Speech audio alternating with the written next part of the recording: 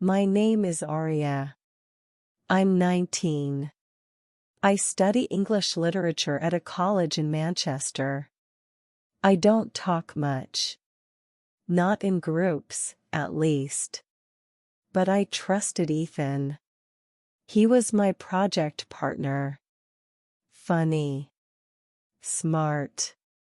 The kind of guy who made everyone laugh, even the teachers. Last week, I told him something. Something I hadn't told anyone. Not even my closest friends. It wasn't dramatic. Just personal. Private.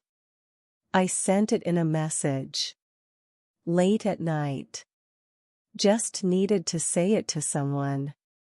And he replied, "Don't worry. Your secret's safe with me." Smiling face with smiling eyes. Today, I walked into class. And everything felt wrong. People were staring. Whispering. Smirking. I sat down slowly. Opened my phone. And then I saw it. The group chat. My message. Word for word. Posted by Ethan. With laughing emojis. My hands went cold. My face burned. He didn't just break my trust. He turned my pain into a joke. I walked out of class without looking at anyone. Head down. Steps fast. Heartbeat louder than the crowd. The hall was full of voices. But they weren't just voices anymore. They were about me. I heard a girl whisper, "Is that the one from the message?" Someone else laughed. She really said all that? To Ethan? I kept walking. Faster. Past the lockers. Past the classrooms. I didn't cry. Not yet. I just felt naked. Like my thoughts weren't mine anymore. Like everyone could see inside me. All because I trusted the wrong person. I opened my locker. Just to look busy. Just to look like I still belonged here. But the truth was, I had never felt more alone in my life. I found Ethan sitting with his usual group. Laughing. Loud. Like nothing happened. I walked over. Heart pounding. Palms cold. He looked up and grinned. "Hey, Aria. What's up?" I didn't smile back. I couldn't. "Can we talk?" I said quietly. His friends made sounds. Like it was something funny. He got up. We walked a few steps away, not far, but far enough. I took a deep breath. "Why did you post my message in the group chat?" His smile faded, just a little. "Oh, come on," he said. "It was a joke." My chest tightened. A joke? He shrugged. "Everyone sends stuff." I thought it was funny. Didn't think you'd be so sensitive. Sensitive. That word hit harder than any insult. I stared at him. Trying to find the boy I trusted. But all I saw was someone who cared more about laughs than my dignity. "You promised," I said, my voice shaking. "You said it was safe with you." He looked away. I didn't think it mattered that much. I stepped back. "No, Ethan. It mattered to me." I stayed behind after class. Waited for everyone to leave. Sat by the window, watching the sunlight slide across the floor. I wasn't crying. Not yet.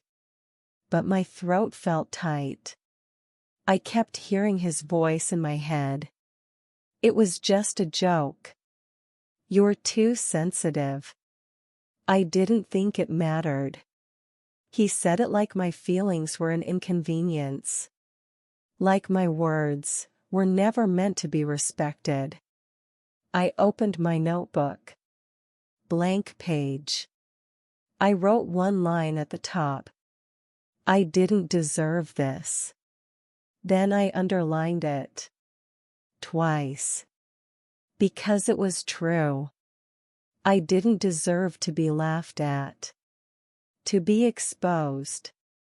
To be made into a joke for people who never even knew me. For the first time, the shame didn't feel like it belonged to me. It felt like it belonged to him. I sat in the back corner of the library. Same spot I always picked when I wanted to disappear. Books open. Eyes on the page. But nothing was going in. Then I heard footsteps. Slow. Hesitant. I looked up. Maya. From my poetry class. We'd never talked much. She always sat near the window. Quiet. Kind of like me. Hey, she said softly. I nodded. Hi. She glanced at the chair next to me. Can I sit? Sure. She sat down, fidgeted with her bracelet, then said, I saw what happened in the group chat. Her voice was gentle. I froze. She looked up, eyes kind. You didn't deserve that. 3 words. So small. So soft. But they wrapped around something inside me. Something that had been cold since the day Ethan posted my message. I swallowed hard. Thanks, I whispered. She smiled. People forget how easy it is to be cruel. But I didn't laugh. And I wasn't the only one. And in that moment, I felt something I hadn't felt all week. Seen. And maybe a little less alone. The next day, I walked in early. Didn't wait for the halls to be empty. Didn't hide behind corners. Same faces. Same stares. Same low voices behind hands. That's her. The one with the message. She's still here? I felt my heart beat faster. But I didn't stop walking. I didn't rush to the bathroom to hide. Didn't fake a phone call. Didn't look at the floor. I just walked. Head up. Shoulders tense, but steady. Because yesterday, I thought they defined me. Today, I knew better. They could whisper all they wanted. But their whispers didn't mean I was weak. They meant I survived something they couldn't understand. I reached my locker. Opened it. Took a deep breath. And for the first time since it all happened, I didn't feel broken. I felt brave. That night, I sat at my desk. Lights off, except for the little lamp by my window. Everything was quiet. The city outside. My mind inside. I opened my journal. The one I hadn't touched since the day he exposed me. And I wrote. Not to him. Not to the people who laughed. To myself. They saw a message. They didn't see the girl behind it. But I know her. She's still here. I kept writing. About the way my chest burned when I saw the chat. The way I stopped sleeping. The way I almost stopped speaking.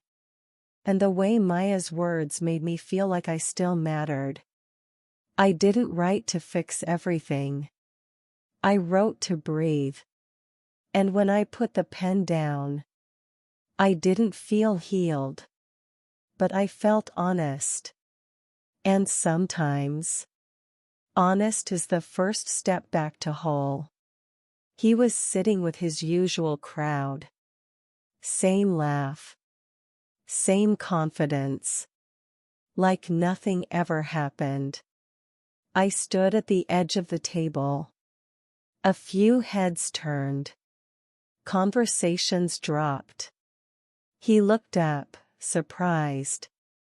Aria? I didn't smile. Didn't tremble. Didn't ask why. I just said, "You don't get to laugh at me anymore." His smile faded. What? You turned my pain into entertainment, I said, calm. You humiliated me. And then made it my fault for being hurt. Some of his friends looked uncomfortable. One of them glanced down at their tray. I didn't care. I looked straight at Ethan. You're not funny. You're not kind. And you're not worth the voice I almost lost. He blinked. Speechless for once. I stepped back, added softly. Next time you think something's a joke, make sure someone's heart isn't the punchline. And then I walked away.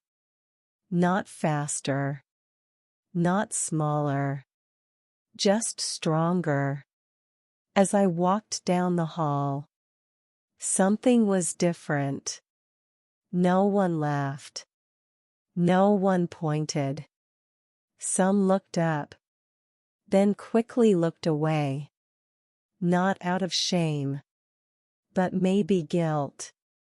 The same people who laughed before weren't so loud anymore. One girl, I think her name was Priya, stepped aside so I could pass. Another guy, from Ethan's group, nodded. Awkward. Small. But it was something. And Maya?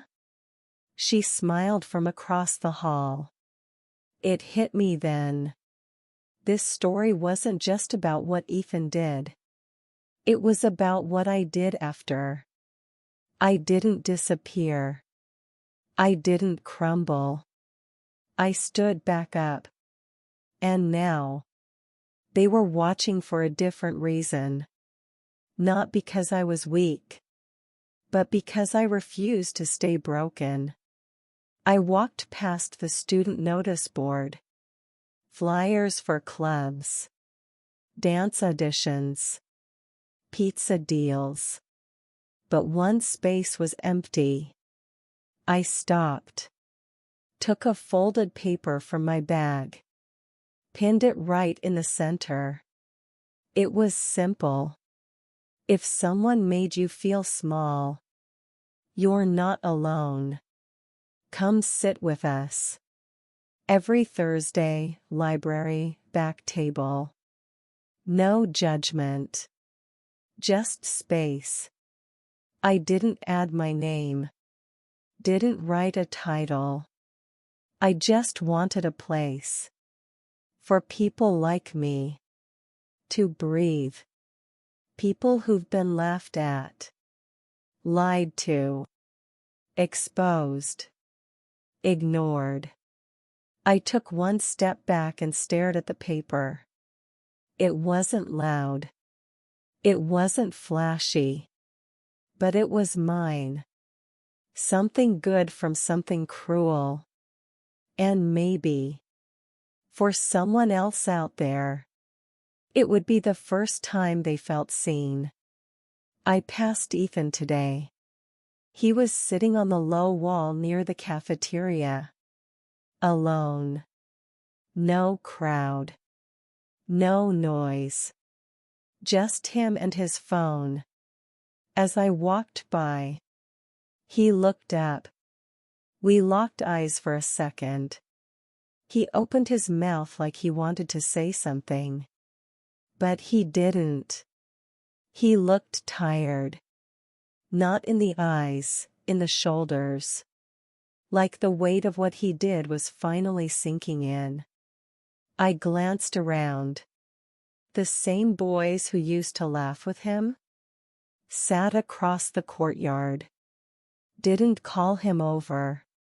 Didn't even look his way. Even they looked away. I didn't feel happy. Didn't feel like I'd won.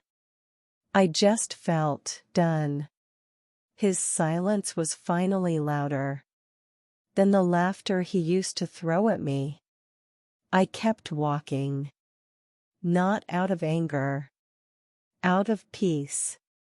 Because for the first time, I wasn't carrying what he did. He was. I was in the library. Same back table. Notebook open. Pen in hand.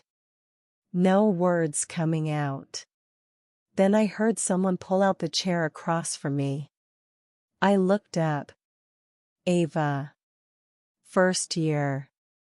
Barely speaks in class. Always wears her hoodie up. Always alone. She didn't say anything at first. Just opened a book. Sat quietly. 5 minutes passed. Then she whispered, "Thank you for that note." I blinked. What note? She looked at me, nervous, but honest. The one on the board. I saw it. I didn't know who wrote it. But I came anyway. I didn't smile big. Didn't say anything deep. I just nodded. And we sat there. In silence. Together. Not because we had answers. Not because we were healed. But because sometimes healing begins with someone simply choosing to sit beside you. The table was full. Not loud. Not wild. Just full. 6 people. Some from my class. Some I didn't know. All sitting in the quiet corner of the library. Maya was there, of course. And Ava. Then a boy from graphic design who barely spoke in class. A girl with poetry scribbled all over her notebook. Nobody led. Nobody needed to. Someone brought biscuits. Someone shared a poem. Someone said, "This week was hard." And we listened. That was it. Just listening. And not laughing. And it hit me. This was what I needed back then. And now, I was part of it. I looked around. Saw heads nodding.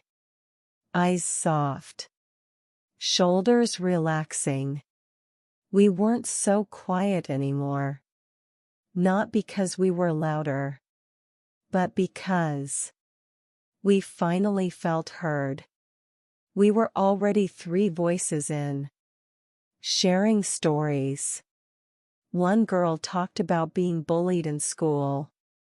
Another shared how her brother used to read her diary out loud at home.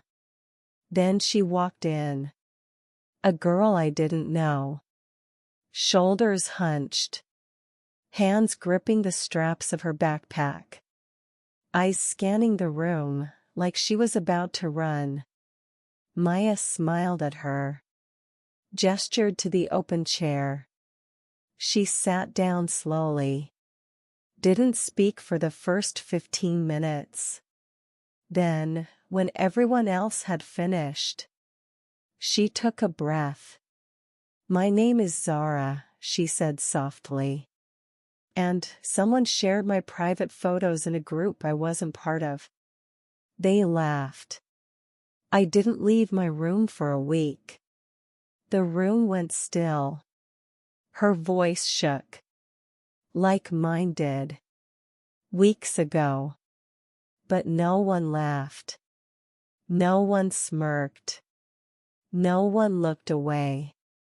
I leaned in gently and said, "You're safe here. They don't get to define you anymore." Her eyes welled up. She nodded. And I realized my story helped someone else find the strength to tell theirs. My phone buzzed. Once. I was mid-sentence in my journal. The kind of sentence that felt true. I reached over slowly. Unlocked the screen. Ethan. First time he'd messaged since the group chat disaster. No preview. Just one new message. My heart didn't race. My hands didn't shake. I just stared at his name. A few weeks ago, I would have tapped it in a second. Looking for an apology. Or an excuse. Or something to make it all make sense. But tonight, I didn't open it. Because I didn't need it. I already got what I needed. My voice. My peace.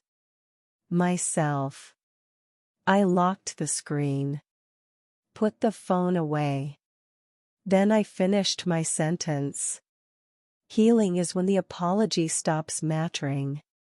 And with that, I turned off the light. The sun was setting behind the buildings. Soft orange light fell across the rooftop. The wind was cool, but not cold. I stood near the railing, looking out at the same college that once felt too loud, too cruel. Now, it looked different. Or maybe I was different. I remembered the hallway whispers, the stairs, the message Ethan shared. I remembered how small I felt. How invisible. How exposed. And yet, I was still here. Not hiding. Not ashamed. Just here. I took out my journal. No script. No plan. Just one sentence I needed to write. They tried to make me a joke. But I became a voice instead. And for the first time in a long time, I didn't feel like I had to explain myself. I closed the journal, took a deep breath, and whispered into the wind. I'm still here. And I'm not going anywhere. Another Thursday. I got to the library early, expecting the usual 4 or 5 faces. But when I walked to the back table, there were already 7 people waiting. And by the time the clock hit 4:15, we had to pull another table over. 12. 12 students. 12 stories. 12 hearts trying to be heard. Some came with poems. Some came with nothing but silence. One girl just sat and listened. But she smiled for the first time when she left. I didn't lead. I didn't teach. I just sat. Like I always had. and watched something beautiful grow. From the worst moment of my life. Ethan had a group once too. But his was built on laughter. Ours was built on truth. And the difference? His disappeared when the joke ended. Ours keeps growing. Because it was never about noise. It was about never feeling invisible again. It had just started raining. Not heavy, just enough to make everyone rush under the canopies. I was walking alone. Hood up, hands in my pockets. Then I heard a voice behind me. Aria? I turned. A guy from media studies. Jay. Barely talked in class. Always sat near the back. We'd never really spoken. He walked up slowly. Not awkward. Just careful. I just wanted to say something, he said. I nodded. Sure. I saw what happened. When Ethan posted your message. I didn't say anything. I didn't laugh. But I also didn't speak up. I stayed quiet. Let him finish. I've had stuff like that happen to me too. And when I saw you standing there, saying what you said to him, I don't know. It did something. His voice cracked. Just a little. I watched you stand up. And it made me want to do the same. I didn't expect tears to hit my eyes. But they did. Not from pain. From something else. Validation. Proof. Quiet impact. I smiled softly. Thanks for telling me, I said. He nodded. And we both just stood there. In the light rain. A little taller than we were yesterday. I sat at my desk. Blank Word doc open. Cursor blinking. Waiting for me to start. For a while, I just stared at the screen. Not because I didn't know what to say. But because I knew exactly what this meant. It meant putting my story out there. On purpose. On my terms. Not leaked. Not laughed at. Owned. I started typing. My name is Aria. You probably know me because of a message someone posted. But that message wasn't the story. What happened after is. I kept going. Wrote everything. The hurt. The silence. The whispers. The first Thursday group. Maya. Ava. Zara. Jay. All of it. And by the end, I didn't feel scared. I felt steady. I clicked submit. Then I leaned back in my chair. Closed my eyes. And whispered. This is mine now. The blog post went live at 8 a.m. By the time I got to college, my phone had already buzzed 16 times. Messages. Comments. Mentions. But I didn't check them right away. I just walked through the same hallway. Where people once laughed at me. Once looked at me like a punchline. Today, they looked again. But it wasn't the same. Someone smiled softly as I passed. Another girl touched my arm and whispered. That post was brave. At the lockers, I saw Ethan. He looked at me. Not smug. Not cocky. Just quiet. He didn't say anything. But he didn't have to. Because this time, I was the one being heard. Not through drama. Not through revenge. But through truth. They didn't see me coming. Because they never expected the quiet one to change the conversation. I got there early. Just in case. Brought a few extra chairs this time. Didn't want anyone to feel like there wasn't room. But by 4:10, we were out of space. People kept walking in. Soft footsteps. Nervous faces. One by one. 17. Some stood. Some sat on the floor. Some leaned against the wall. And when I looked around, I saw something I hadn't seen before. People from different classes. Different backgrounds. Different stories. All here for the same reason. To feel heard.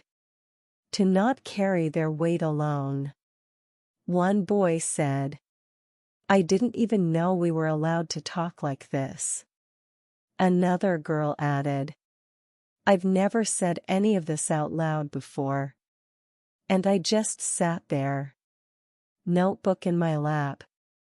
Heart full. I never wanted to be a leader. I just didn't want to feel alone. But sometimes, when you stand up for yourself, you make space for others to stand up too. I got the email Sunday night. Subject: "We'd love to talk about the group you started." At first, I thought it was a mistake. Or a warning. Like I had done something wrong. But the message was kind. "We've seen the impact you're having. Can we meet?" So I went. Monday. 10 a.m. Student Support Office. I expected cold chairs. Clipboard questions. But the door was already open. A woman stood there smiling. Ms. Harvey. Student Well-being Lead. "Aria, right?" she said. "I've been meaning to speak to you." She didn't ask me to explain. She already knew. "I read your post. And I heard about your Thursday sessions. We'd like to support it. Give you space. Resources. Maybe even help make it official." I blinked. "Official?" She nodded. "We've been needing something like this for years. You just had the courage to start it."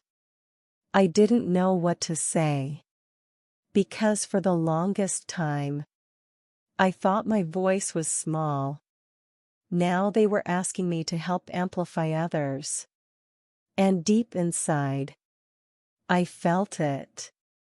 The girl who was once laughed at was now changing the system that let it happen. They gave me a mic, a bottle of water, and a small stage in the auditorium. Rows of chairs. Students. Staff.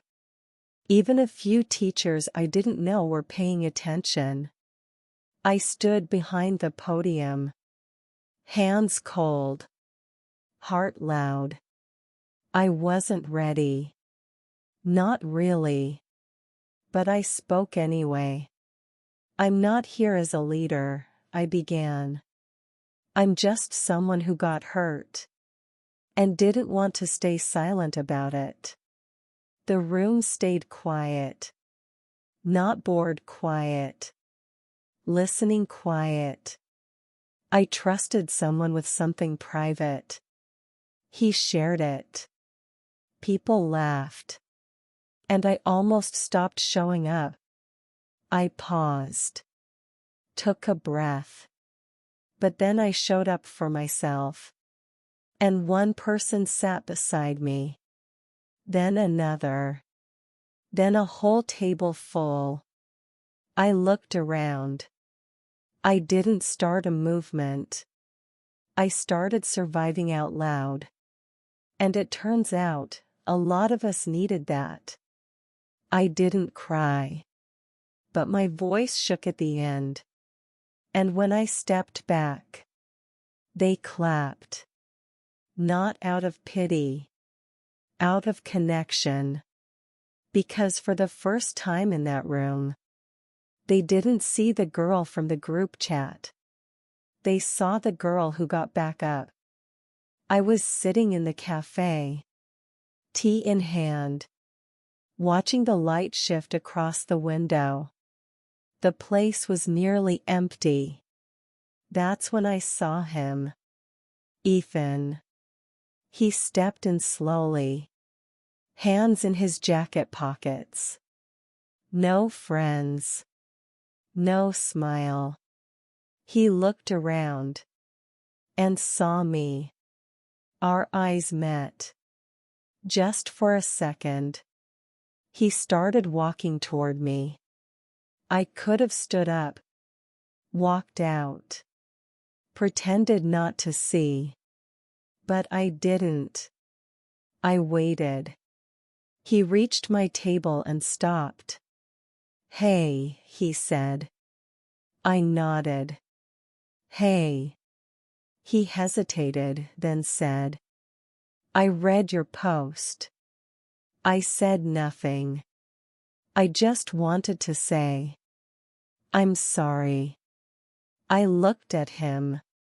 Not angry. Just calm. Are you sorry because you hurt me? Or because everyone saw it happen? He looked down. Didn't answer. I'm not here to punish you, I added. I just don't need your apology anymore. He looked back at me. Eyes tired. A little ashamed. I stood up, picked up my tea, and said, You don't get to be part of my healing. Only the hurting. And I walked away. Not shaking. Not second-guessing.